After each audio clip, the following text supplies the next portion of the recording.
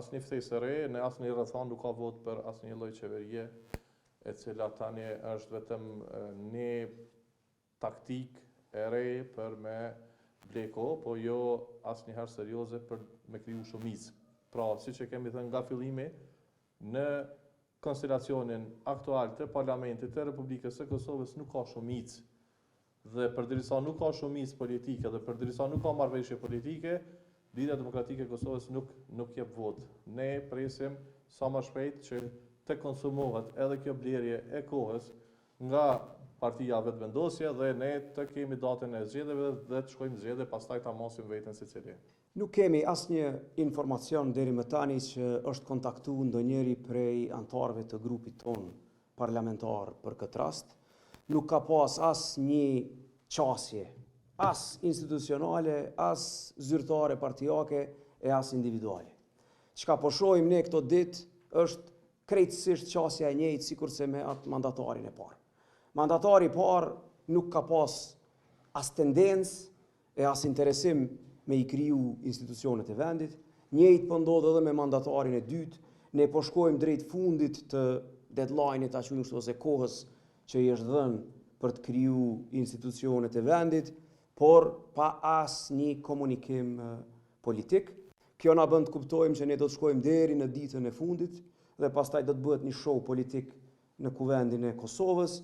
S'do të ketë vota sepse ato nuk janë dhe pastaj do ta vendosim ditën e zgjedhjeve. Çështja afatet zgjedhore në vendin tonë janë afate kushtetuese. Pra ne nuk mund të shkojmë atje me dëshira të datës së zgjedhjeve, sepse ekzistojnë afatet kushtetuese. Afatet kushtetuese kanë me përcaktuar edhe datën e zgjedhjeve, ulen partitë politike me presidentin e vendit dhe e vendosin datën e zgjedhjeve që me çdo gjaz del të jetë diku fundi i dhjetorit. Data 28 dhjetor nuk është e mirë për zgjedhje, ju lutem. Data 28 dhjetor është ditë e datë kur njerëzit bëhen gati për festat e fundvitit dhe e kanë mendjen tek festat e fundvitit e jo tek zgjedhjet. E kemi problematike edhe me i organizu zgjedhjet në mënyrën më të mirë të mundshme, edhe me rujt votën pastaj gjatë numërimit sepse i bjen në kohën e festave të vitit të ri, e as më tepër që mund të kemi edhe mungesë të vëzhguesve ndërkombëtar që vinë dhe i vëzhgojnë zgjedhjet tona. Pra nuk është datë ideale, por nëse afatet kushtetuese thonë një gjë të tillë, LDK është e gatshme për zgjedhje. E gatshme më shumë se kurrë, për arsye se ky vit na shkoi me zgjedhje, janë zgjedhjet e katërta që do të ndodhin. Ne kishim 3 palë zgjedhje deri më tani. Dhe në 3 palë zgjedhje ne kemi dalë secilën herë më mirë.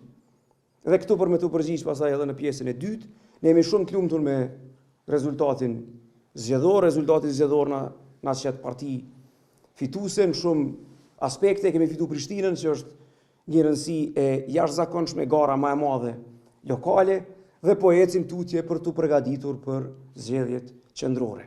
Ne jemi të bindur që zgjidhja e vetme e këtij ngërçi politik, ku na ka fut partia fituese, janë zgjedhjet e reja në vend dhe ato sa më parë që është e mundur.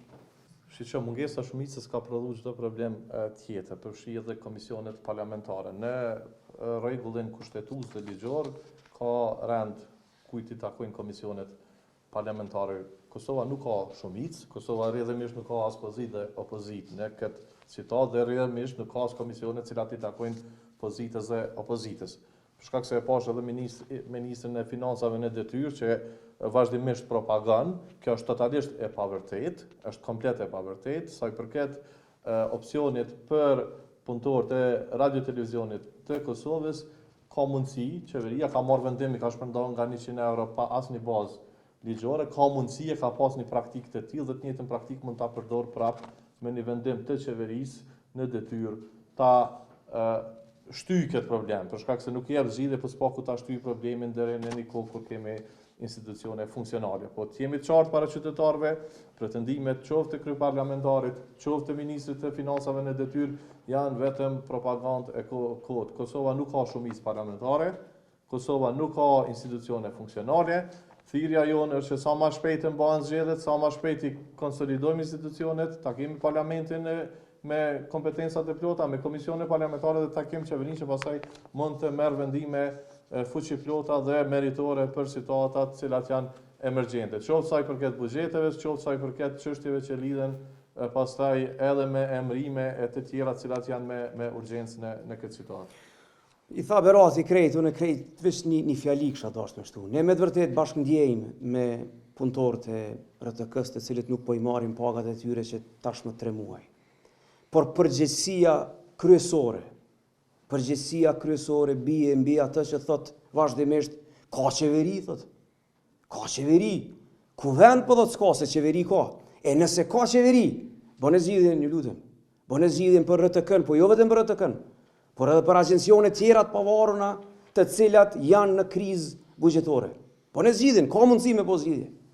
Studentëve ju dha shtesat edhe bonuset e bursat, edhe të tjerëve, ka mundësi me po zgjidhje, por po shfrytëzohet RTK dhe agjencione tjera për të bë presion edhe ndaj publikut edhe ndaj partive politike. E është krejtësisht e padrejtë.